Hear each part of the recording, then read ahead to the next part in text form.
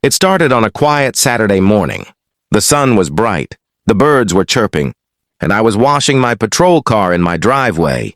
As a state officer, I take pride in keeping my vehicle clean, especially since it doubles as my ride to work.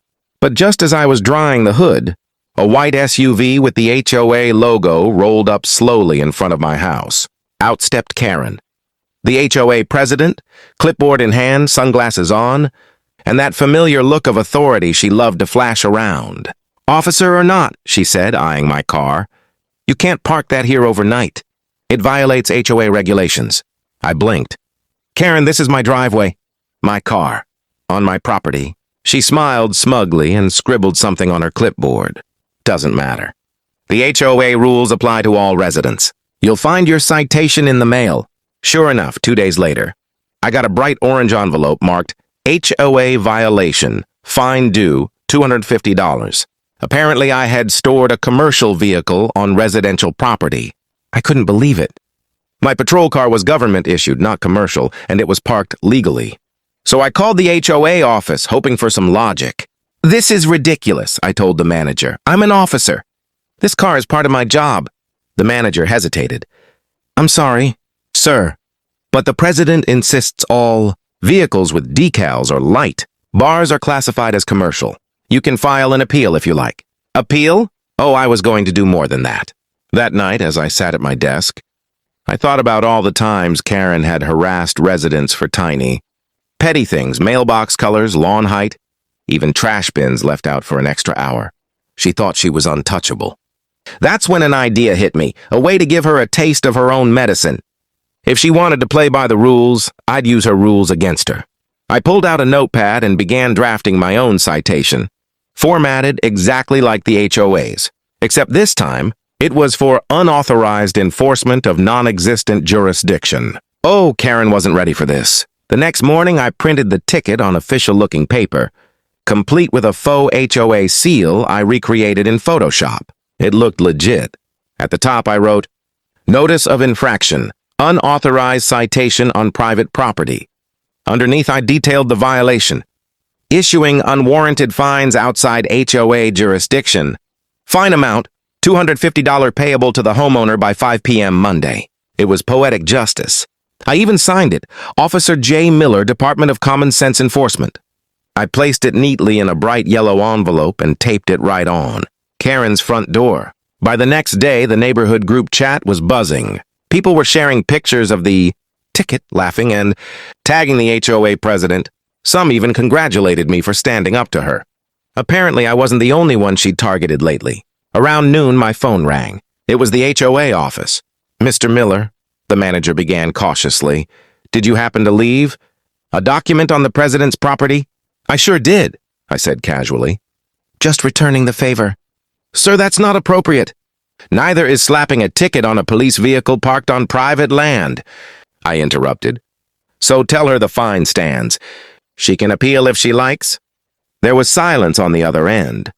Then, in a hushed tone, the manager whispered, "Honestly, off the record, good for you." Word spread quickly. Neighbors who'd been too scared to confront the HOA started speaking up. One man said they fined him for having a non-regulation basketball hoop. Another got a notice because his kids' bikes were visible in the driveway. Karen's little empire was crumbling, and she didn't even realize it yet. That evening, I saw her white SUV parked crookedly by the community, mailbox, hazard lights flashing. She stormed out, holding my ticket in her hand, and marched up my driveway. "You think this is funny?" she snapped. I looked up from polishing my car. "Actually, yeah, it's hilarious. This is harassment." "Really?" "Because I felt the same way 2 days ago when you wrote me a ticket." "Remember that?" Her face turned red. "I'll have you reported." "Perfect," I said, handing her a printed copy of state law regarding HOA authority. "You might want to read Section 72303. Homeowners associations have no jurisdiction on private driveways not maintained by the association." She stared at the paper like it was written in another language. I smiled. "Looks like you're the one breaking the rules this time." By Monday evening, the HOA called for an emergency board meeting. The agenda? My so-called act of defiance. I showed up early, dressed in my uniform, hat polished, badge gleaming.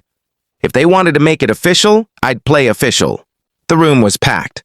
Homeowners filled every seat, whispering and smirking when I walked in.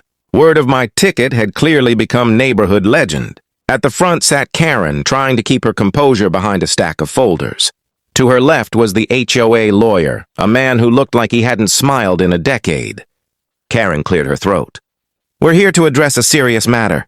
Officer Miller has engaged in misconduct by issuing a fraudulent citation to the HOA president."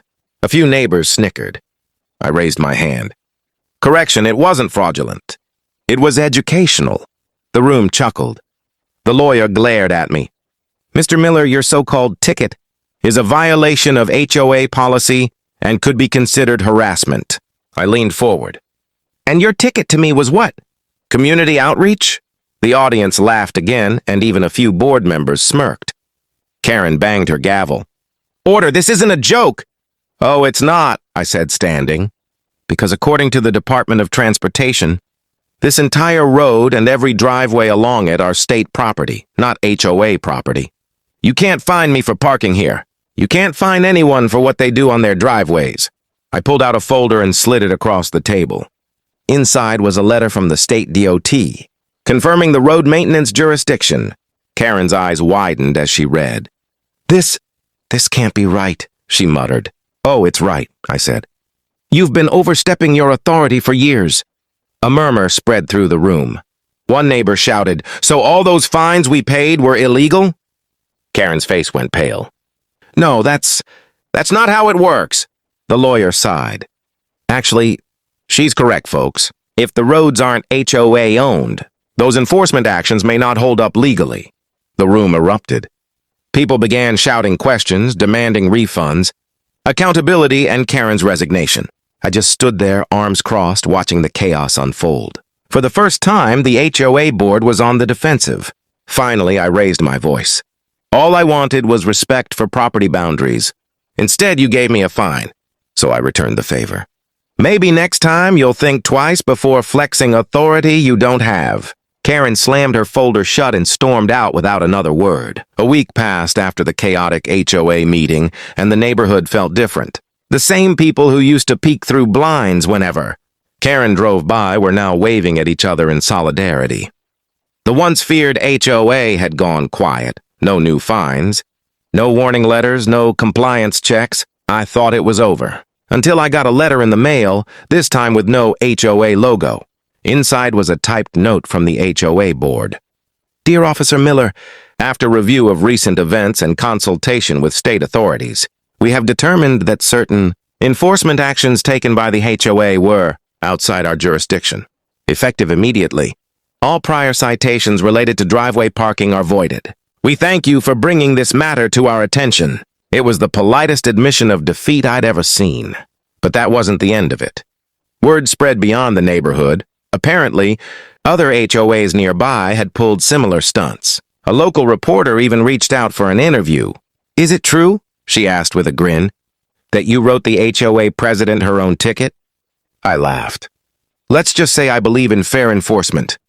The story aired that evening under the headline, "Police officer cites HOA president for overreach. Residents cheer." The next morning, neighbors were celebrating. Someone even made T-shirts that read, "Department of Common Sense Enforcement," with my mock seal printed on them. I couldn't stop laughing when I saw one hanging from a mailbox. As for Karen, she resigned 2 days later. The official reason? Personal stress and leadership fatigue. Unofficially, she couldn't handle the heat. The new HOA president, a kind older gentleman named Mr. Peters, came by to talk.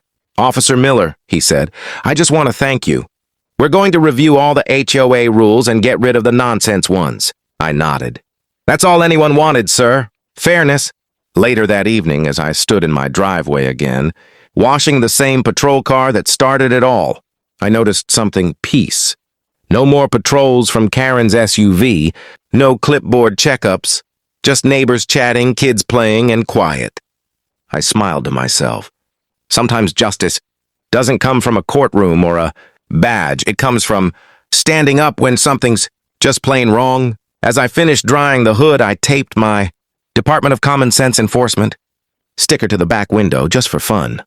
After all, you never know when the next HOA decides to test its limits.